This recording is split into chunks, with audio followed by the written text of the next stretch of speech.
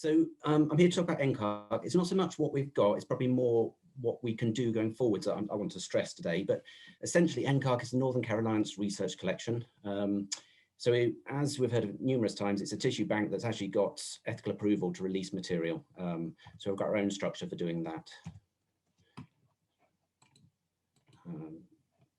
Bear with me. Okay, so in terms of background, Northern Carolinas, for some of you that may not know, it essentially covers the northern half of Greater Manchester. So it's a series of 5 hospitals representing a population of about 1 million patients, which obviously gives us a lot of potential in terms of avenues to research going forwards. The Northern Carolinas was created in November 2018, so it's still relatively young. And the key driver for it really was to engage clinicians and patients in order to facilitate biomedical research. So what we realized is that we have a number of clinicians who would like to do some research, but actually couldn't face some of the regulatory hurdles involved with applying to ethics and that side of things. So we wanted to basically standardize the process, simplify it, and support them through that route. Encarc allows us to collect samples from any disease area. So we're not restricted to one particular field. We can essentially, in theory, approach any of the patients that step through the doors of any of our hospitals. It covers the living and adults only, so we've not included children at all, and that really is because actually they're the main majority of the patients coming through our hospitals.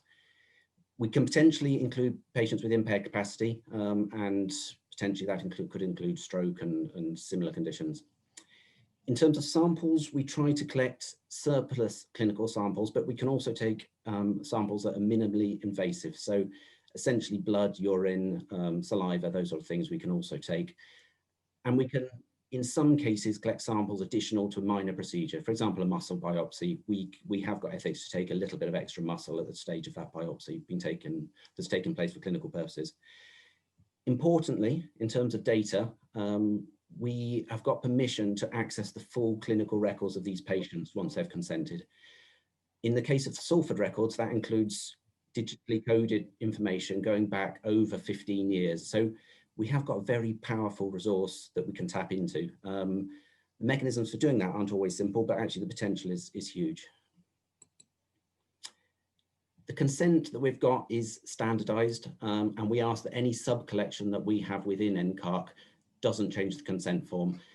We've kept it as broad as we possibly can, and we've tried to include the sort of areas that were indicated on this slide. So we've got things like standard patient information sheet. We've got retrospective and prospective access. So when a patient signs up, we can essentially access any of their material from the past and anything from the future, and that includes data as well. So again, looking at all their previous clinical history, plus how they go on to develop diseases and conditions into the future.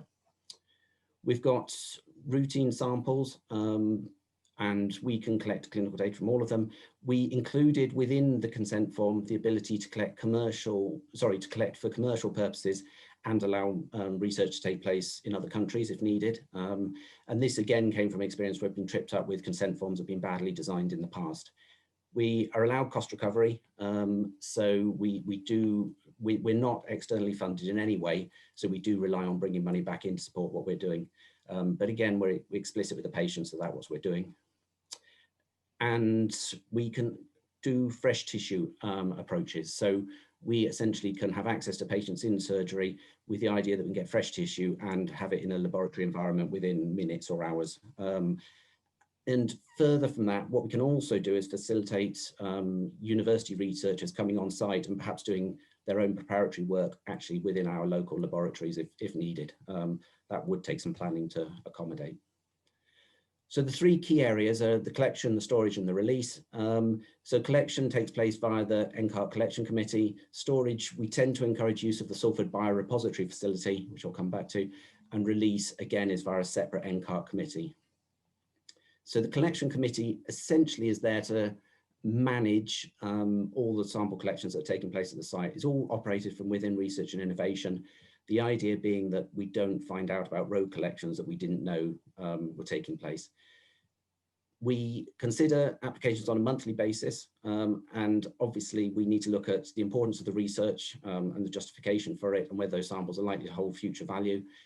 and also consider things like the commercial or secondary value of those samples, and whether the applicant is in a position to be covering the cost of the processing and storage themselves at the outset.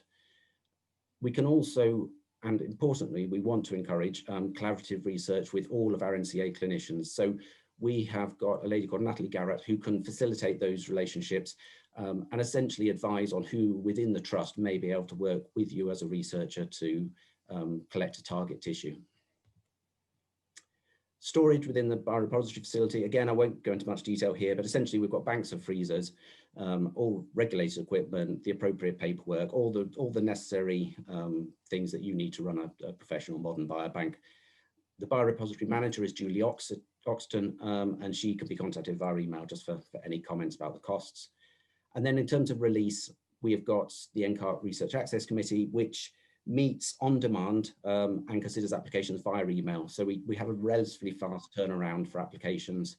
We normally ask that they're pre-screened in advance just to make sure they're of a moderate standard. And then they go out and we can get decisions within a week or two, depending on the nature of the application. But again, we do ask that the cost recovery is taken into account. I'm not going to dwell for very long on the actual collections, but some of the key ones that we've got running at the moment and some of the more active ones. We've got a brain tumour collection, which Professor Roncaroli is going to talk about in 10 minutes. We've got myositis collection, we've got a lung cancer and general respiratory collection. And importantly, we've got a very active COVID-19 collection that was basically been driven by Sean Knight and has actually been very successful in collaboration with some of the other biobanks within Manchester.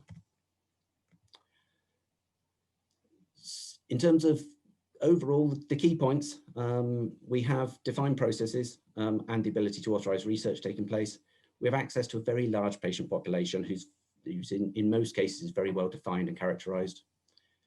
Very generic consent, the ability to link to clinical data, the potential to use our on-site laboratories within the biomedical facility, as well as the biorepository staff if needed. And we are there to drive forward collaborative relationships going into the future. We're less so just for the odd demand for the odd one or two slides. We're very much more on building relationships and actually getting our clinicians engaged in an academic environment. Overall, I'm happy to be approached about anything. I would stress that we are absolutely snowed under until the new year. We're within research and innovation. We're driving some of the vaccine studies and other work that's taking up nearly all our time. So I would say that you're unlikely to make much progress before January of next year. But there's also Natalie Garrett, who's our partnerships manager, Julie Austin, the biorepository manager, and feel free to visit our website, which does provide some of the key information that I've presented today. But that's it. So thank you very much.